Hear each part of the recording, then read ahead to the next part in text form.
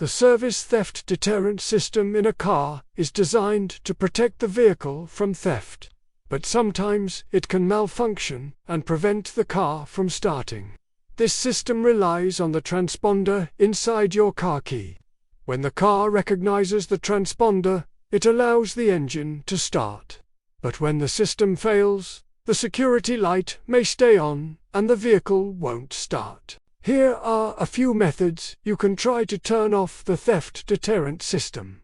Use the car key in the driver's door lock. If the key fob does not work, insert your physical key into the driver's side door lock and turn it.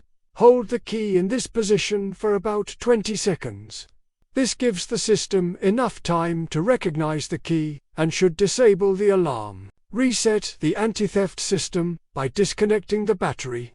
Open the hood and disconnect the positive terminal of your car battery.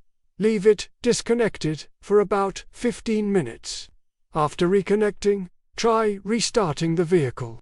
This reset often clears faults in the security system and turns off the service theft deterrent message. By following these steps, you can often solve the issue when your car won't start due to the theft deterrent system.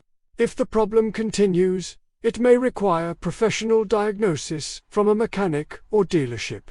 That's how you can reset and turn off a car's service theft deterrent system.